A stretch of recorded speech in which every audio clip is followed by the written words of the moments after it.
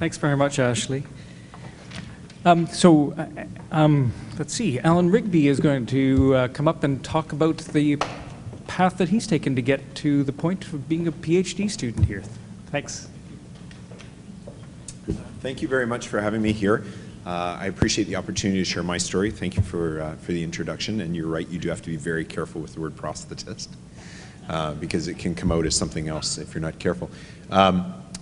I think that based on the theme of the evening, I've thought a lot about what it is that I'd like to say tonight and what my message might be, and certainly the theme of the evening being stress and managing the change and the change that you're all about to embark on by either finishing graduate work or continuing within your graduate work. And so from my perspective, I think that one of the things that certainly eases stress is to understand and to know that we're not alone, that other people are going through the same things that we're dealing with now. And so I'd like to just share my story and the trajectory that my life went through and what happened to me in order for me to end up back here in my late 30s, starting a PhD in September with 3 kids and a wife and a business and a bunch of things to try to manage. So I fortunately, and a lot, like probably a lot of you, knew very early what it is I wanted to be when I grew up. I knew that I wanted to make artificial limbs, and I knew that from the time I was a pretty young teenager, and set my academic path around trying to do that very specifically. It's a graduate diploma program that's run at George Brown. There's 8 spots every year for that program, so it's highly competitive, and for me it was very important to structure my university experience to go to that program and to work very hard to get into that program. So I went to Queen's University. I did my undergraduate in mathematics there, and at the same time concurrently in physical education. Both of those things specifically in order to do graduate work in biomechanics for the purpose of doing prosthetics, artificial limbs, and orthotics, which is bracing and body bracing and that sort of thing. So that process went very smoothly, quite frankly, and got in and did the work and graduated, and then graduated again from my master's.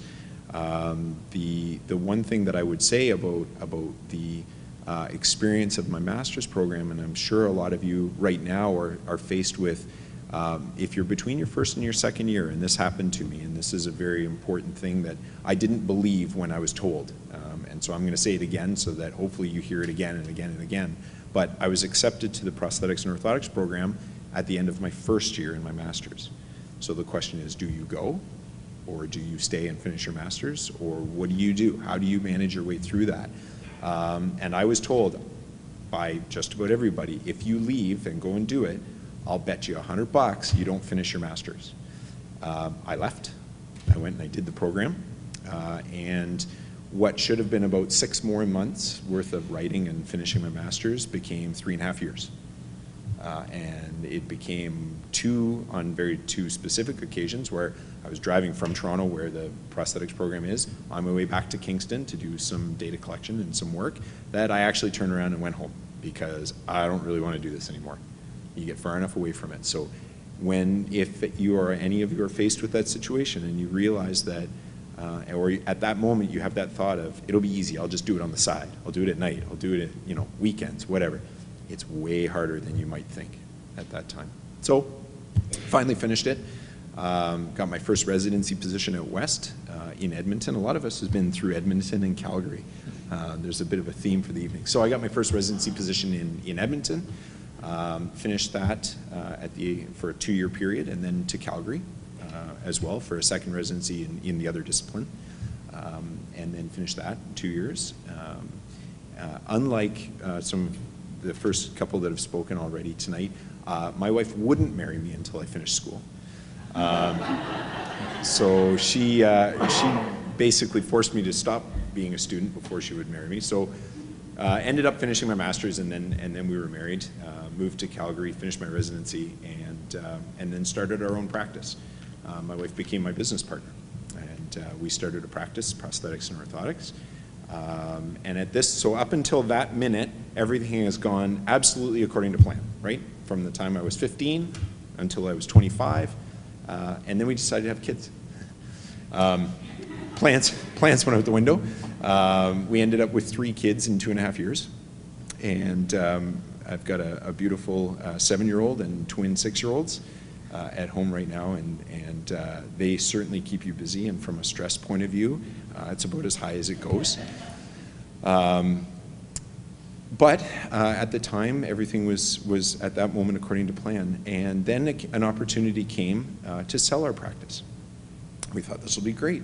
We were talking about money and $24,000 a year, and this was an opportunity to not make $24,000 a year. So sold our practice, thought that that was going to be one of the things that would give us some more freedom and some more time and some more opportunity to do things. Turns out I'm an entrepreneur. I do not like working for somebody. That sale to an organization resulted in me hating my job, traveling all the time, constantly on a plane, constantly not home, missing birthdays, missing wedding anniversaries, sleeping in a whole bunch of different places because I was all over the country, and living out of a suitcase and on an airplane. Hated it. Couldn't start another practice because I'd signed a pretty strict non-compete. And now I'm 32 years old, and I've got a mortgage and 3 kids and a job that I hate. And so now what, right? So that's where my stress level really went through the roof, and significantly changed the direction that we were going as a family, and so started looking for alternatives. Starting another practice at that point was not possible. There's just not enough, quite frankly, not enough cash flow to do it that way. So started looking around the country. It's a very small industry, you can imagine. There's only about 300 of what I do in the country. And there was an opportunity to buy a practice here in Niagara. So after having moved out west and started a family and being in Calgary for over 10 years, we packed up everything, including, at the time, 2 1-year-olds, a 3-year-old, all of our stuff, and we left. My wife's family's in Calgary, which is one of the reasons we started out west, and we left, and we came to Niagara, and certainly have enjoyed it. Wouldn't have changed that, and things have worked out very well. But I'll tell you, the day we packed up the moving van to come here, stress was about as high as it could ever possibly go. So we get here and started my practice, and right away realized that one of my sayings that I like is that I'm smart enough to know that I don't know. And I don't know where my future as a clinician, as a practitioner, was going to go. And I didn't know where it was going to go based on the rapid change in IT services, the rapid change in some of the material sciences that are happening in my industry. And I realized that for me to be able to treat my patients better, I needed to have a better understanding of it. And ironically, it was at this event 2-3 years ago, when I had first got here, was looking to network, there's that word coming out again, was looking to engage into the community, into the research community, that I came to one of the research cafes, and I met Dr. Beckett Falk. She was doing work on bone health, and what I know from my industry is that bone health and braces don't go together. Bone health and braces don't like each other, and so through John Wilson's office, I don't know if John's here tonight or not, but he was here, which is the industry, I'll get the name wrong, somebody's got to help me with the right name, but it's an industry connection to research, and it connects research institutions like Brock to industries like my practice right across the street, to help us answer some of those questions. And so through that process, we ended up with an ARC grant to study scoliosis, the impact of braces on bone health in adolescent girls with scoliosis. And the process was interesting, it was fascinating, it became a bit of a passion, and I got to the realization that I very much can improve my capability as a practitioner through that mechanism. And at the same time, it'll be much easier to do it from within the university than from without, because while these ARC programs are great and these opportunities are great, it's very difficult to engage on a more consistent and regular basis from within the university. So at that time, I was fortunate enough to meet some people like Dr. Pliley, who helped me manage my way through what a mature student PhD might look like. And so in September, I started. And you had mentioned that my research now, Dr. Ray mentioned my research now is, I'm in a bit of a very friendly battle with Dr. Falk about what that might look like, because I want it to be much more mechanical and she'd like it to be more physiological, and which sort of brings me to kind of my last point. And one of the things that's very important for me is my ability to manage all of these things. I got a lot of balls in the air right now. Clinician, managing a business, family, first and foremost. And to manage all those balls in the air, it became very important to me to have the right fit for my supervisor. So anybody at this point who's looking at graduate work, continuing graduate work, what I would say is, and Ashley and I were talking briefly about this just before we get started tonight, it may be more important to choose the right supervisor than the program. And one of the things, so I think that before I sign off, I think I would say that the things that I'd like to leave you with are the importance of that relationship, of your supervisor's relationship, and maintaining finding the right relationship, finding the right fit, will allow you, and this goes to the networking idea, is your infrastructure, the people that are around you that will help you with these levels of stress.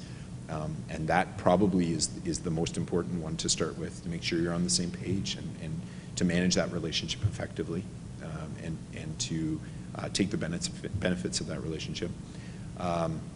And certainly for me, my support structure is my family. My wife has been incredibly supportive of this, and certainly I couldn't do it without her. And more important than all of that is that you are not alone. There are people out there who have very similar stories, similar stresses, have found unique coping mechanisms, and ones that are healthy as opposed to unhealthy. The unhealthy ones sometimes are a little easier, but those things are important. You're not alone, and there are people out there who are going through it as well, and so have those people around you, and you will be fine. Thanks again for having me here. Appreciate the opportunity to share my story, and look forward to questions and panel discussion later. Thank you.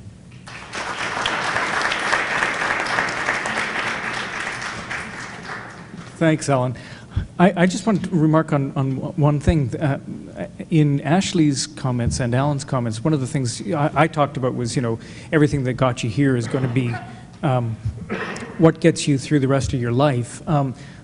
Some of their comments made me realize as well that, every situation as you get older brings out new capabilities.